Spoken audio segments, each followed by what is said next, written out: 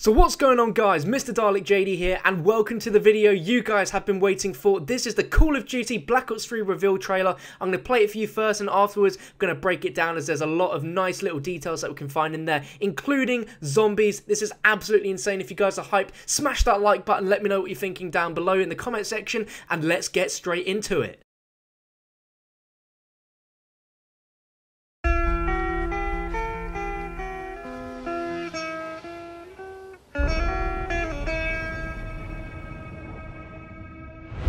Weapons don't have instincts.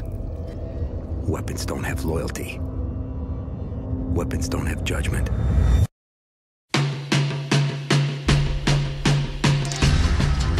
Soldiers do.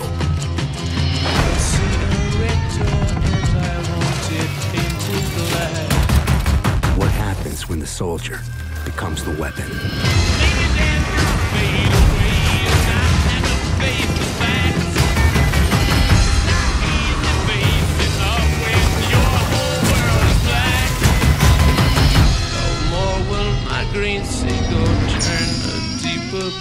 How far can we push technology? I could not foresee this thing happening to you before it starts pushing back.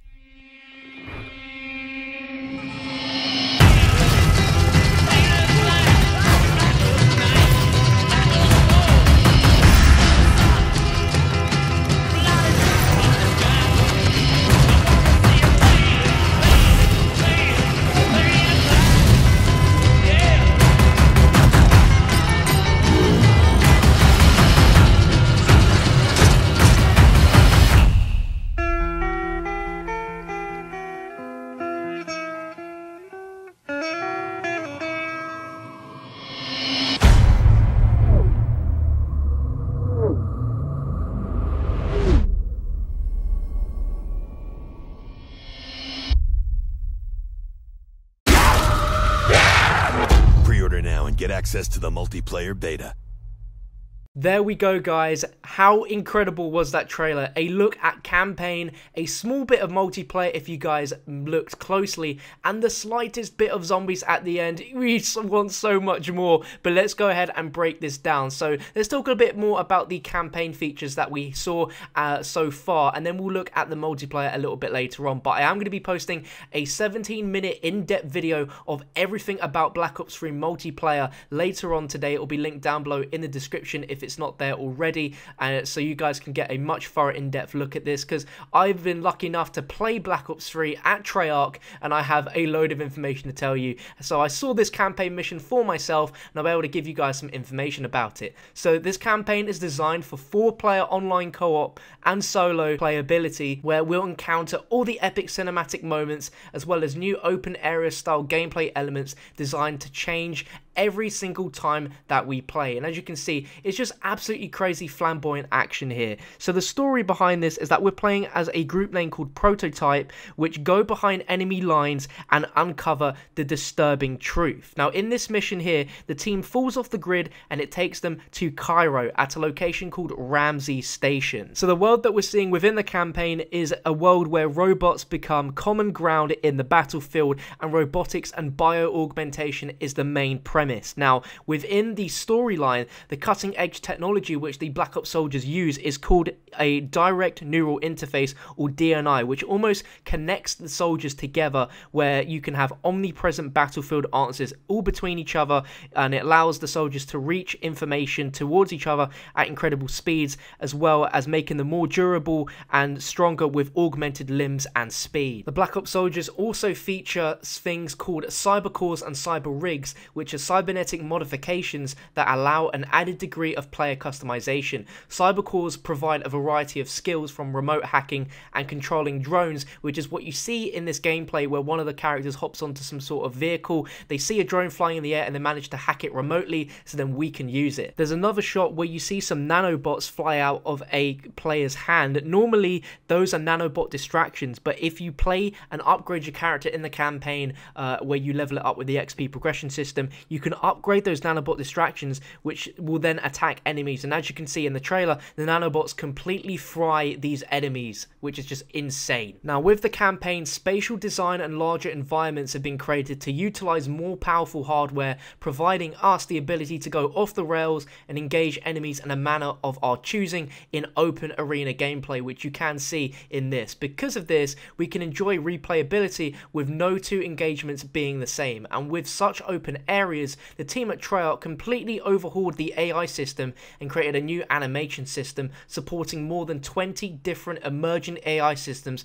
that challenge players in a variety of different ways. Now, the last thing I'll say about the campaign is that it features campaign pillars, which is a mix of cinematic intensity, epic action with a gritty, dark narrative, which Treyarch is known for. But now we've gone and done all of the campaign stuff, let's talk about multiplayer, because that is very, very exciting. So now let's jump into multiplayer. Surprisingly, we got quite a few shots from multiplayer in this, and I'm going to go through it with you. So this very first shot we see is of a player that's jumping underwater into a waterfall. This is actually on a map called Hunted, which is a hut where there's a hunting lodge situated beneath a waterfall in the lush mountains of Ethiopia, where rugged terrain opens up to long sight lines and a stealthy underwater pathway. So swimming is actually quite a big thing in Black Ops 3 multiplayer. If the map isn't suited to have water in it, it won't have water, but this allows you full control of your gun when underwater, and I'm sure it will play a much more important role within multiplayer, as I have seen some parts where certain game modes will have a flag point that will be actually underwater. So we go underwater,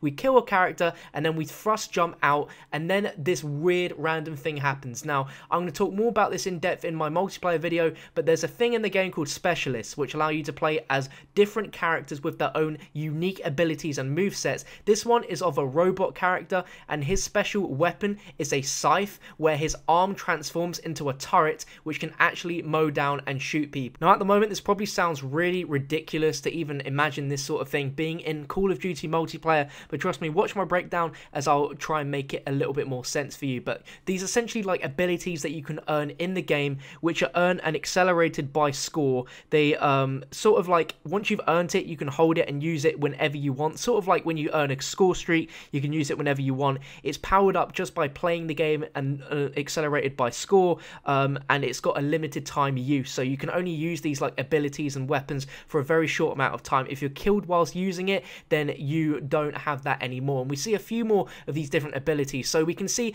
another shot of a character whose special weapon is a crossbow, and when you shoot that, it shoots an explosive crossbow bolt. As you can see, the player blows up on impact. You can see the limbs fly off him as well, and the character flies backwards, which is a reaction from the crossbow bolt. So if there's any players near when that initial player dies and is blown backwards, they will also get killed. Now, the map that this is taking place is on a multiplayer map called Stronghold, which is a high-tech Swiss chateau in the frozen mountainous Alps. Stronghold has an asymmetrical design with a mix of exposed sightlines and tight close quarters. Now, we next see another weapon ability, and this is a gun called the Annihilator, which is a sort of high-powered revolver hand cannon, which is a one-shot pistol kill. You get about 6 to 7 shots in this, and it lasts for around about 10 seconds. So all of these abilities and weapons you have to activate when you feel it's right, because you don't have a long time to use these. Now, we have another character as well who has an ability. I'll get into that in my multiplayer breakdown, but we also have up to 9 of these specialist characters in total when the game will launch. So a lot of different abilities which you'll be able to use inside of multiplayer, which will change up the game a little bit, but it will add fresh and new tactics. Now, throughout this reveal trailer, you probably saw little specks of this, and you're probably thinking, what is going on? And that's right. Wall running is a part of Black Ops 3, and we see this in one of the shots here, where we wall run across one wall and then we traverse ourselves onto a wall to our right and continue on this kind of chained movement and momentum whilst killing someone. So wall running is in the game, and it feels very, very natural. You do this by running towards a wall and jumping on it, and you'll start running across it. Now, just like in real life, momentum will eventually make you fall down the wall, so you need to keep chaining your movement in order to keep your momentum going, to keep on the same level. But wall running is a thing where it's designed in parts of the maps, but it's not in every single area. You won't be able to just simply wall run on every single wall that you find. Some areas will be made specifically to wall run across, some will not be, but it's a very controversial addition to Call of Duty, but it feels completely natural, and once you've used it a few times, it is absolutely 100% natural to use and feels absolutely great. So as well as the wall running, we have a bunch of new movement in Black Ops 3, and one of them is the thrust jump. Now this is not an exo jump, this is 100% different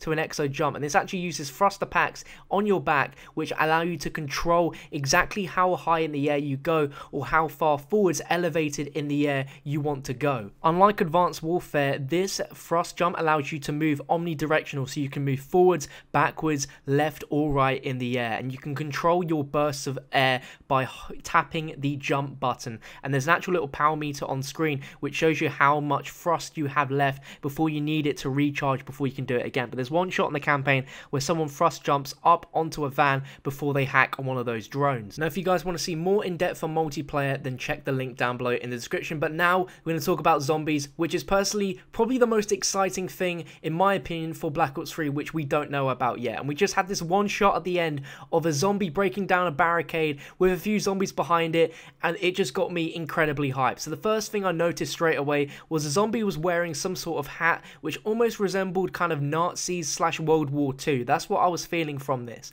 The zombie's eyes are also kind of orangey red, which means that Samantha is taking control of the zombies at this point in time.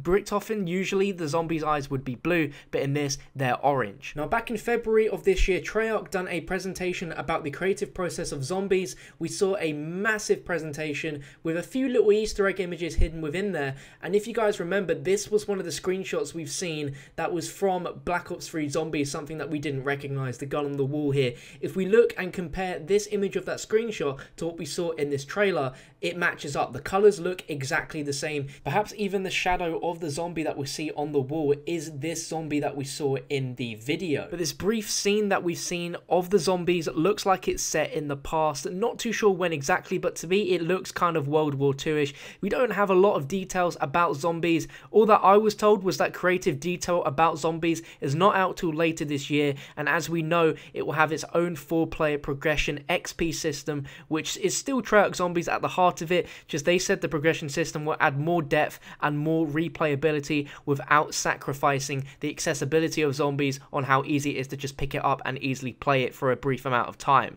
Now besides that, we've not seen anything new apart from this image of this poster where we see a zombie with a some sort of card in its hand, which we have seen in the reveal teaser trailer for Black Ops 3, but we're not too sure what exactly that could be linked to. So there we go guys, that was my breakdown of the Black Ops 3 reveal trailer. A lot of information in there about campaign, surprisingly a fair amount of information about multiplayer, and the fact that multiplayer gameplay was shown in the reveal is insane, and of course that zombie cinematic at the end is just so good. I'm so hyped for what we see next from this. Let me know what you're thinking down below in the comment section. Smash that like button if you're hyped. I do not know how you could not be hyped after this insane trailer. If you're new around here, subscribe for more Black Ops 3 goodness, and I'll catch you guys on another video very, very soon.